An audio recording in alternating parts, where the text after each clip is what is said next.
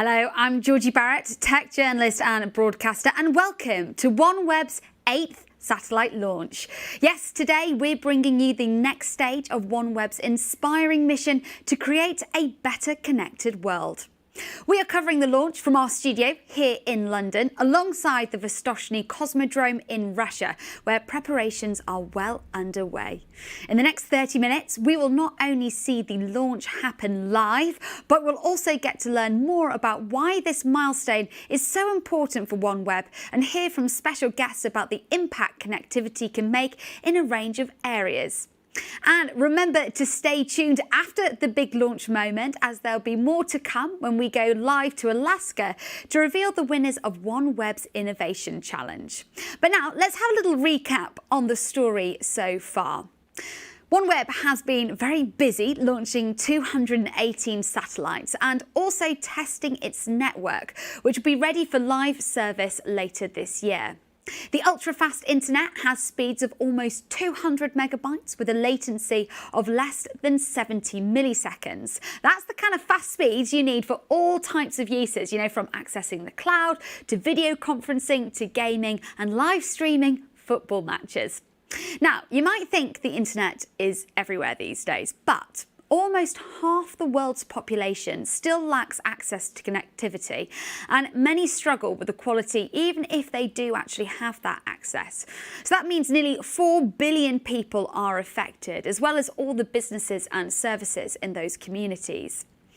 Now, we have all felt firsthand the benefits of being, truly connected over the past year, from remote access to education and learning, to being able to continue to run a business online, or to even access virtual healthcare. Yet, wherever you live, and in every single country, there still is that digital divide. And governments and international organisations are working really, really hard to close those gaps. So OneWeb is working alongside local operators and partners to help connect even more communities and businesses. So that's their mission, bringing scalable connectivity to the unconnected people and places around the world. Now, the theme of today's particular launch, which I love, is Hello North Pole. Yes, we are going to say hello to the North Pole, which has never before been connected to the internet. We also say hello to all the territories above 50 degrees north. So that's an area that stretches from the North Pole to the southernmost tip of the UK, including Europe, Greenland, Iceland, Canada and Alaska. But launches are not all it takes to establish a transformational low Earth orbit satellite communications network. At the same time, OneWeb has been forging new deals with distribution partners, like local telco partners in these regions, to help deliver the service on the ground to customers at scale.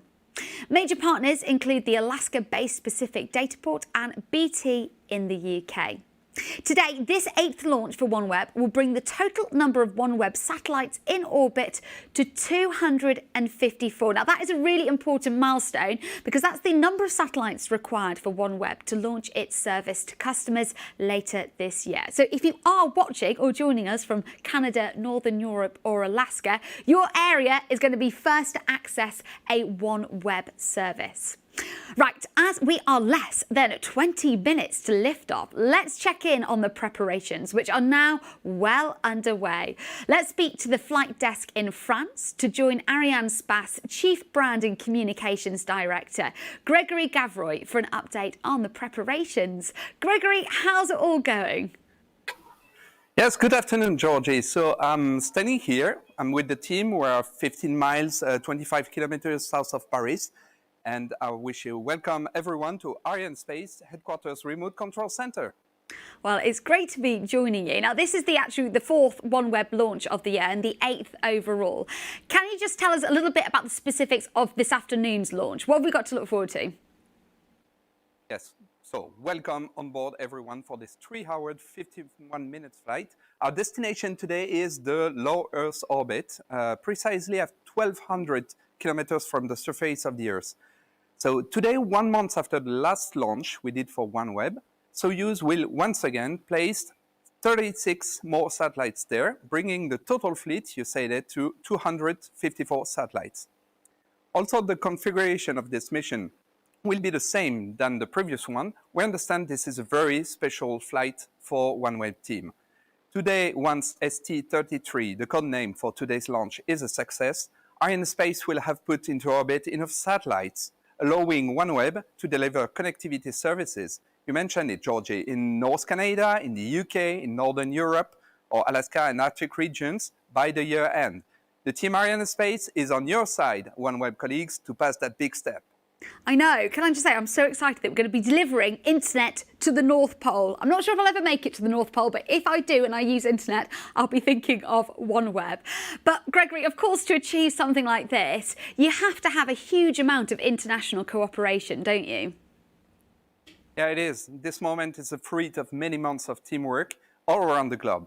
To make all of this possible, our Arianespace and Starsem staff have been working hand in hand with OneWeb and also with OneWeb satellite experts. We also collaborated with Soyuz authorities and manufacturers, our Russian friend from Roscosmos, Akatis Progress, and P.O. Lavochkin and Senki, to be able to operate this launch today. And after this mission, many others should follow this year from 3 different spaceports, Vostochny as today, Baikonur, and also the Guyana Space Center. And we will certainly be watching out for those next launches as usual. Gregory, thank you so much for your time. Now, the trials for OneWeb's network are already taking place, and the network will be switched on for customers above the 50th parallel at the end of this year. But of course, the mission doesn't stop there. More satellite launches will follow with the aim of delivering a fully global service in 2022. Now, once the OneWeb constellation is complete, 648 satellites will connect you to fast, low-latency internet. There is a dedicated team of people involved in each launch, from OneWebers to partners. So let's hear from some of them now on why fast internet connectivity is so important to us all. We're Strategies 360 from Anchorage, Alaska. And we're excited to connect rural Alaska with the world. We are ready for the launch. Hi, my name is Stéphane Israël. I'm Chief Executive Officer over here at Denali Brewing Company in Saltillo, Alaska. OneWeb's high-speed, low-latency internet connectivity is important to me because without internet connection, we just can't get the job done. The job can't get done, we can't make money. If we can't make money, there's no jobs. Hello OneWeb, hello North Pole, hello Canada. We are so excited about the connectivity that OneWeb brings to all of those hard-to-reach places in Canada, from coast to coast to coast. Hi there, I'm Melissa Thorpe, and I am the head of Spaceport Cornwall. We're providing responsive access to space, and with OneWeb and their low latency connectivity, that will be responsive access back to Earth so that we can connect rural areas like Cornwall better than ever before. I'm delighted to be here at OneWeb's next successful launch as it completes its 5 to 50 program. This is a hugely exciting development for OneWeb and will secure connectivity from the North Pole to the tip of Cornwall. I am Steve Goldman, I'm the launch technical lead at our Florida facility. Hello, I'm Dr. Wendy Ng. I'm the Cloud Security Architect Lead at OneWeb. The internet is a crucial platform for the delivery of information and services. However, even for developed nations, access can be patchy. Our goal is to change that. My name is Sarah Knutu, and I'm a launch operations technician in Florida at OneWeb. And what I like about working with OneWeb is I feel is doing something for everybody. We're bringing internet to places that we've never had before, so we're connected to them. And OneWeb is important to me because it will provide accessible internet to all places in the world. My name is Lilo Gemelli. I'm the OneWeb Launch Campaign Manager. Hi, this is Amber Newby. I'm out here at the Vostochny launch base serving as the electrical lead for Launch 8. We are here in Vostochny with 36 satellites. I'm out here in support, creating equal opportunity for those who are embracing 50 and above. Go OneWeb. Good luck OneWeb Launch 8. Hello North Pole. Go Soyuz. Good luck on Launch 8, and we wish you mission success from all of us here at Galaxy in Canada. Good luck, OneWeb, from here in Cornwall, and hello, North Pole. Hello North Pole. Hello, North Pole. Good luck, OneWeb. Launch 8.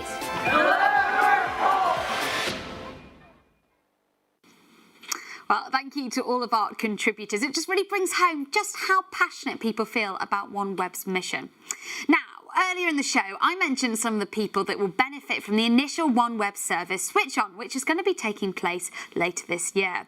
Let's now hear from 3 of these countries as we're joined by Joe Hickey, founder and CEO of Rot Networks, who's based over in Canada. From the UK, we have Neil McRae, a BT Group Chief Architect. And from Alaska, Liesl McGuire, the former Alaska State Senator. Very warm welcome to you all. Liesl, I'd love to hear from you just some of the key challenges when it comes to delivering broadband across Alaska. What problems are you guys up against? Thank you, Georgie. Alaska represents 1/3 the entire landmass of the United States of America, and our population is only 737,000 people. So if you can just imagine all of these beautiful Alaskans living out their lives, learning, receiving medical care, entering into the commerce stream, we've been left behind in many ways. We refer to it as the digital divide here in Alaska, and OneWeb represents an opportunity to meaningfully close that digital divide in a way that we haven't been able to. Terrestrial fiber is expensive. The environmental permitting associated with it is challenging. And so really, it's a solution like OneWeb's LEO network that will bring Alaska into the forefront. Absolutely. And Joe, do you suffer the same sort of problems when it comes to connecting Canada? What kind of challenges do you have to overcome? Yeah, so certainly similar to what Liesl said, we have connectivity challenges because we have such a large landmass as well. So traditional models of connectivity are not feasible or cost effective. And that inequality, if you will, from the urban side, like Toronto and the major cities, versus rural Canada above 50 degrees north and our territories in the far north, we just don't have connectivity there. So OneWeb is certainly crucial to enabling the government's goal of 100% of Canadians to be connected to broadband, which is defined as 50 megabits down and 10 megabits up by 2028. But we're super excited about the OneWeb partnership for another reason, and that is the national sovereignty of Canada, where we have government operations in the far north, our territorial Arctic waters, where connectivity, broadband connectivity for ships on the move and military forces on the move are quite crucial. And OneWeb certainly complements our portfolio of solutions for those customers. Great. So you're going to be using it both on land and at sea. Neil, love to hear from you. I mean, when you think of the UK, you think it's pretty well connected, but there are still some sticking points when it comes to everybody having broadband, aren't there? Yeah, look, Georgie, we're in the UK, we're a knowledge economy, and to really take part in the core business of the UK, you've got to be connected. We have many places in the north of Scotland, the Highlands and Islands, where it's difficult to build, it's expensive, environmental challenges as well. Wales and some of the rural location of Wales, but actually all over the country you'll find a not spot. And OneWeb's capability really helps us plug those not spots in a really great way, and brings those people into that knowledge economy and lets them take part and be successful. So we're really excited about that. And as we come out of COVID, the whole bounce back and the whole economic return for the UK is really going to be underpinned by our connectivity and pushing what we can do in the UK, both locally from an economy point of view, but also globally. And whilst we're not as big as Alaska and Canada, we punch very high.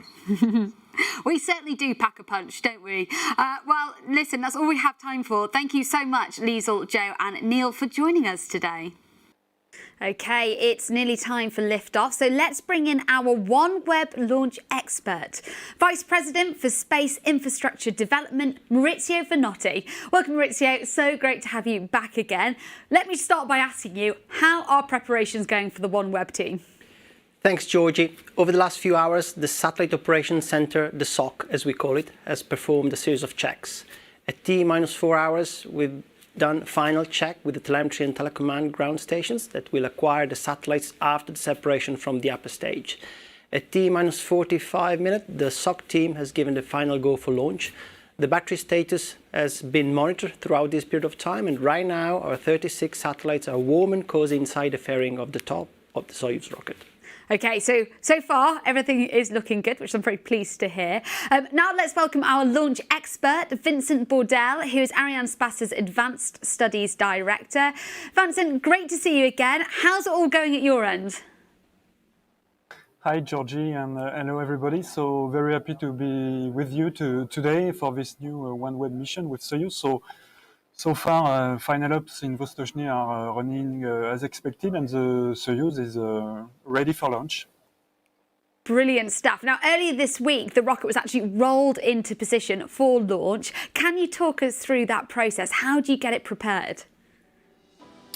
Yes, so the first combined operation have consisted in the integration of the complete stack of the 36 OneWeb satellites on the frigate upper stage, and followed by the encapsulation phase with the fairing installation. So this operation has been done horizontally in dedicated facilities and clean room.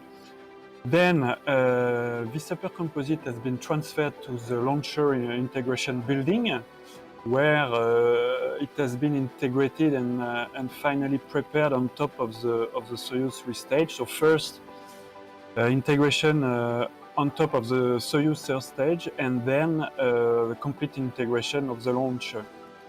So 3 days before the launch, the complete launch vehicle has been transferred to the launch pad.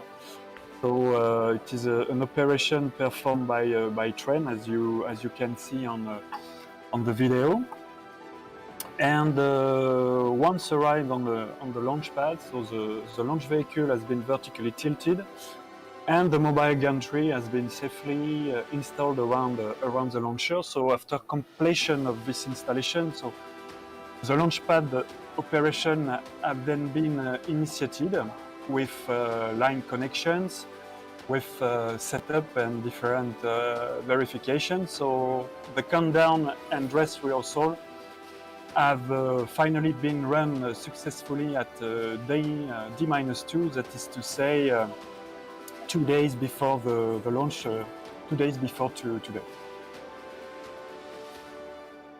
You know what, it's always so magnificent seeing it like that. And I can actually say we're less than 3 minutes to lift off. And what you see to the side of me there is pictures of the rocket in its position on the launch pad, raring to go. Vincent, what's happening there right now?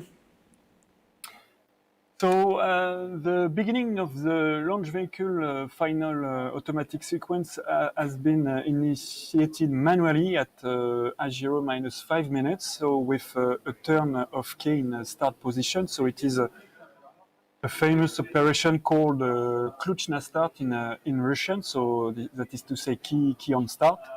So purging operations are as well ongoing, and on frigate, the transfer has been done to the onboard power supply. 2 minutes and 25 seconds before liftoff, so few seconds ago, the umbilical connectors were separated.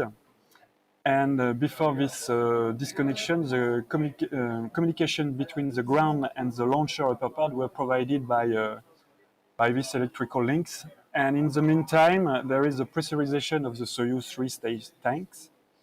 And 45 seconds before liftoff, the transfer will be done to the 3-stage onboard power. Great stuff. And Maurizio, how are you feeling right now? This is a pretty complicated mission, isn't it? It is, Georgie. We've got a long journey ahead.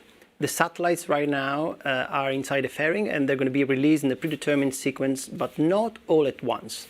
We have satellites to drop off at different locations. They're going to be released at an altitude just 450 kilometers above the Earth.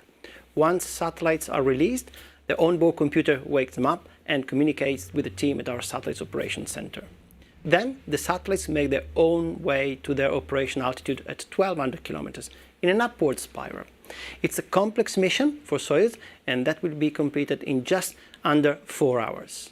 Now, Vincent, we really don't have long until liftoff. Can you just very briefly talk me through what is going on in these final few moments before it takes off?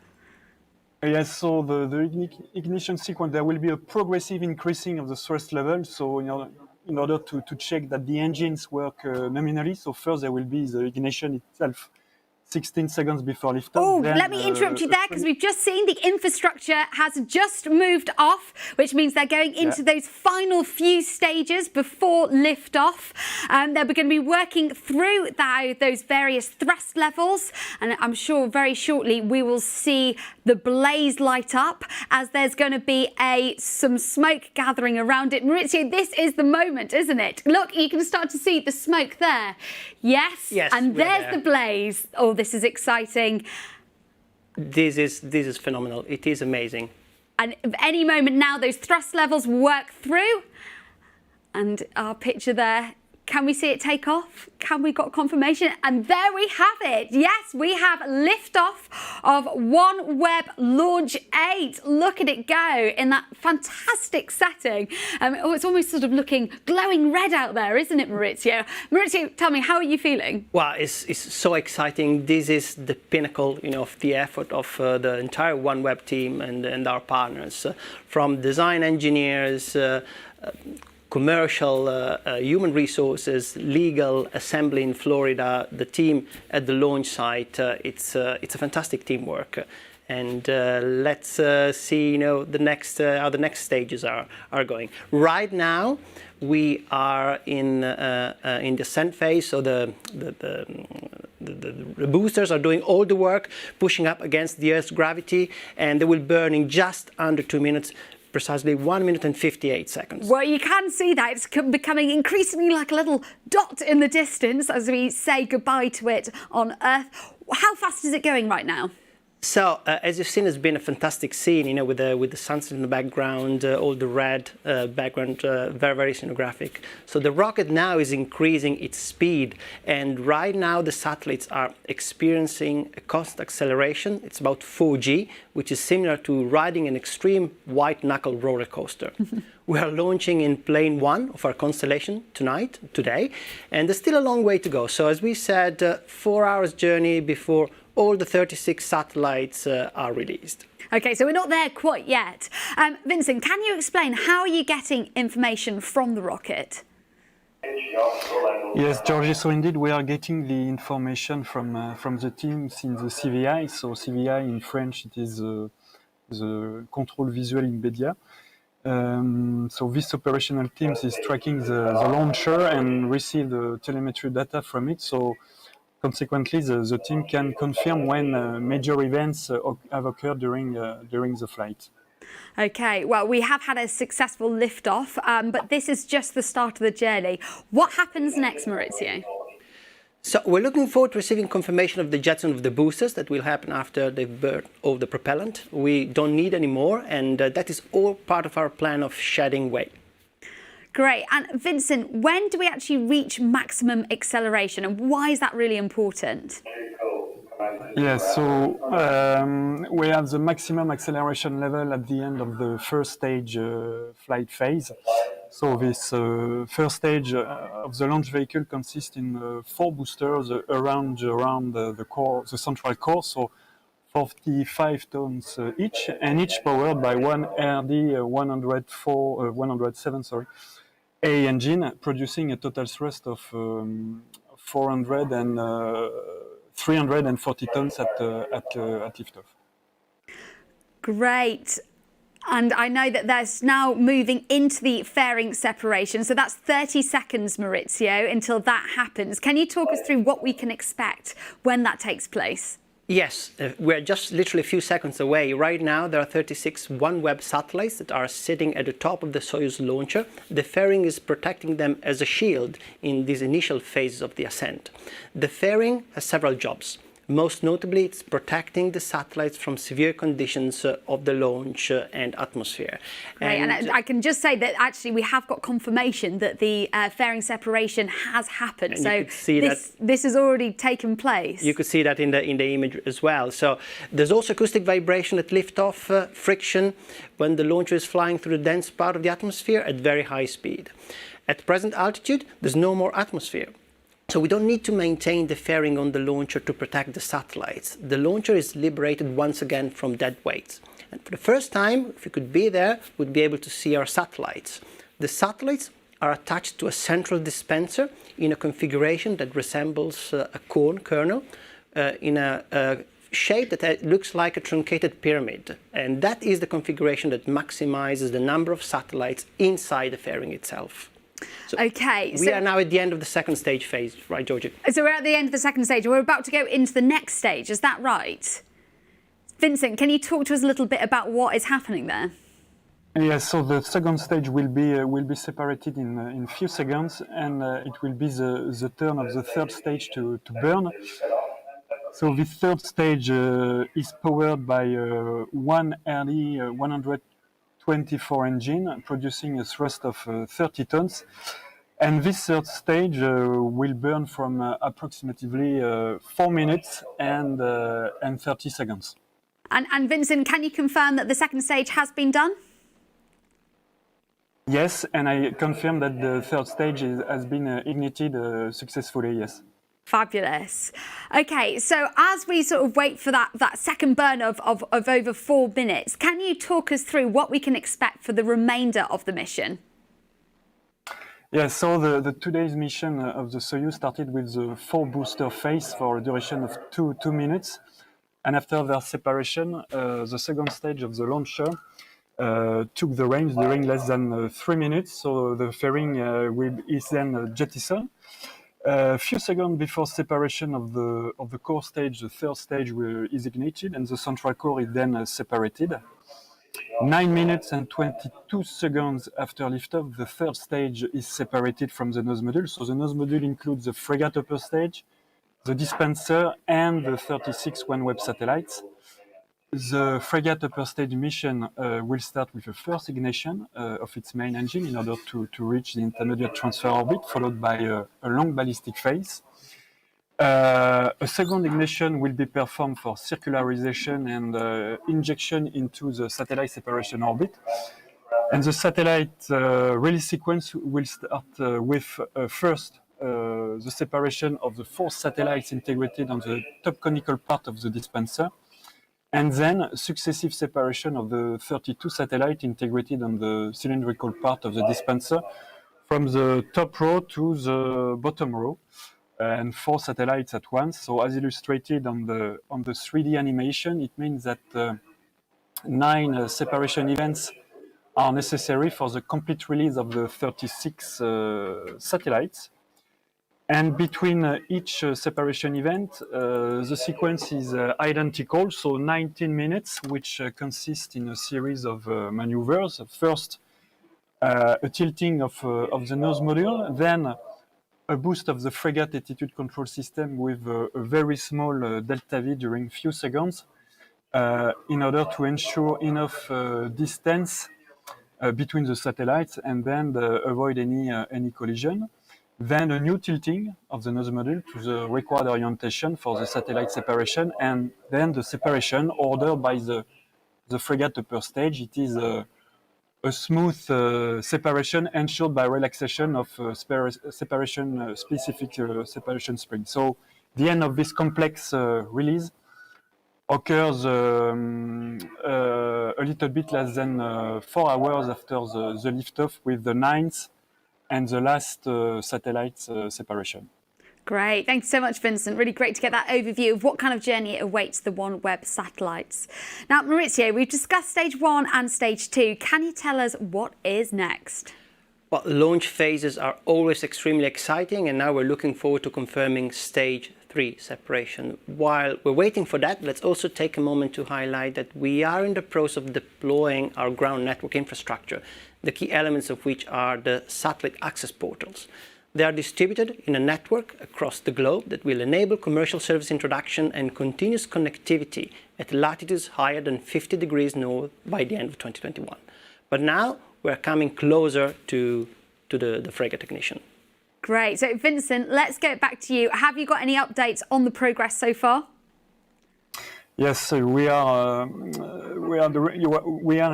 the third stage flight phase, so everything is working nominally. So the next phase, so the third stage will be separated, and the frigate upper stage will be getting ready to switch on its main engine. So it will be the first step of the frigate mission a step called the pre-burn phase. So during 55 seconds, it's giving a quick burst of acceleration to push the fluid back in the tanks, like when you accelerate in a car. So this first ignition enables to inject the nose module to the intermediate transfer orbit, which is an elliptical orbit.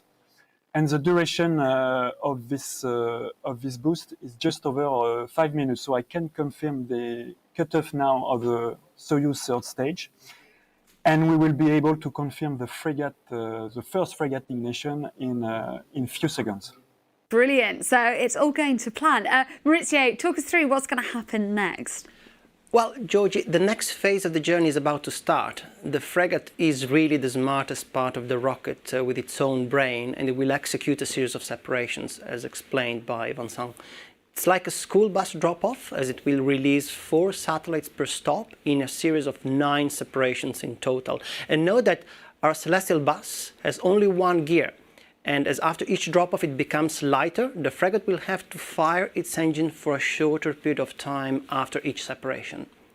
Once the satellites are released, the onboard computer wakes them up, and the team at the Satellite Operations Center takes control of the satellites.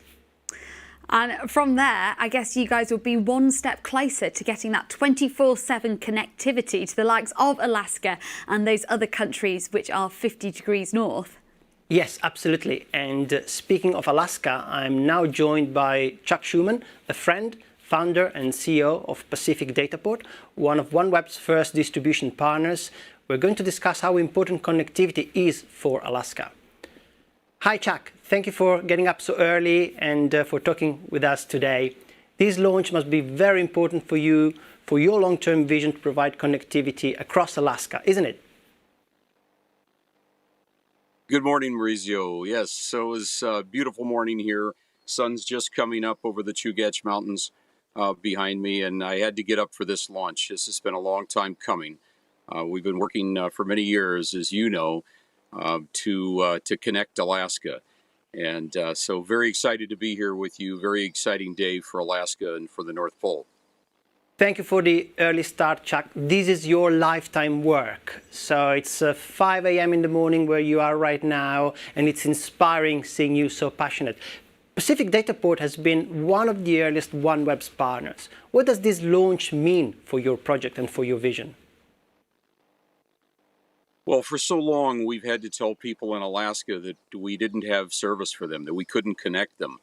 And it's really sad to listen to those phone calls. And so with this launch and with this partnership with OneWeb, we are going to finally be able to get beyond that and connect everyone in Alaska.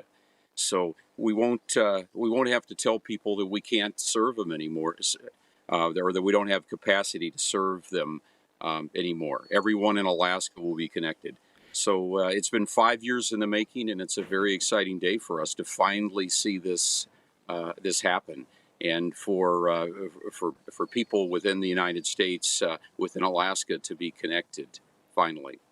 So, Chuck, it is really about leaving no one behind, as you were saying. It's not about serving the big hubs. It's a massive change for communities in the most remote locations like the Aleutian Islands.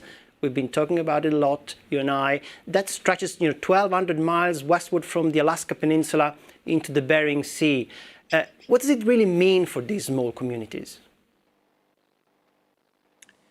Well, examples are for education, where we've been able to, now we'll be able to connect people across Alaska to be able to continue their education when they're in rural areas or in remote locations, where in the past we've had to tell them that there was no connectivity for them to be able to do that.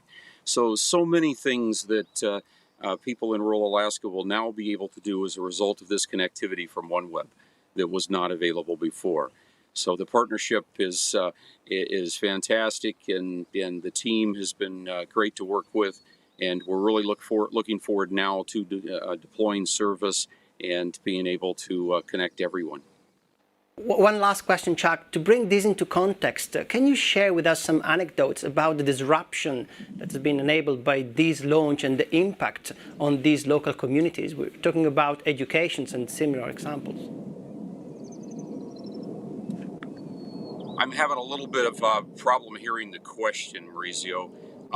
Just the volume coming back to me. I apologize for that. We're talking about bringing things into context, Chuck, and giving anecdotes about this kind of disruption. We've been working on this for 5 years to be able to connect everyone in Alaska, and from the communities in the most remote locations like the Aleutian Islands, and to bring that again into context is that over the past few years, is any time someone would call from these areas, we haven't been able to connect them because we just didn't have the capacity to do that. And so that's what's going to change with this launch and with getting the OneWeb service launched. Once again, thank you very much, Chuck, for being with us today. It's been great. So looking forward to the next phase of the launch. We talk soon. Thank you, Maurizio. Glad to be here, and thank you to the launch team. Thank you. Can I just say, Chuck, you look like you're in the most beautiful place in the world. I so want to be there with you. Maurizio, finally, can you just talk to me about the innovation challenge? Because I know this is something that you're really excited about. Well, Georgie, back in April, OneWeb launched its first innovation challenge, an invitation to find exciting technologies, products and solutions to advance the world of satellite connectivity and space-based communications. The challenge itself aimed to find existing or new tech for the satellites of the future. Well, the challenge was a fantastic and enormous success, and we had entries of over 300 innovative companies from all around the world, as well as many exciting researchers and students. From all these entries, we shortlisted and selected 14 finalists, and now we can exclusively reveal that we have announced 5 overall winners in industrial category and also the top 3 academic research innovators. Here's a short clip.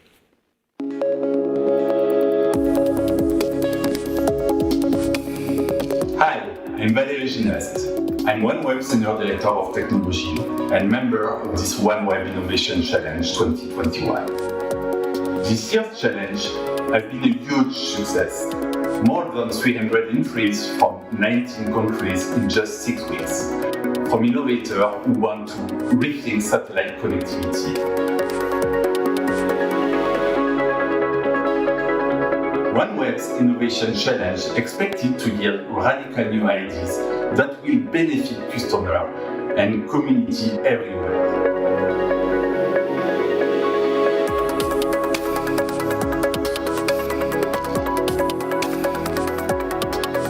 So it gives OneWeb a great pleasure to award 5 innovators the opportunity to co-engineer their ideas further with OneWeb. A very special congratulations. In our academic and research category, 3 innovation teams stood out. The winners will attend the OneWeb Arianespace Flight Launch. Thank you to everyone who took part.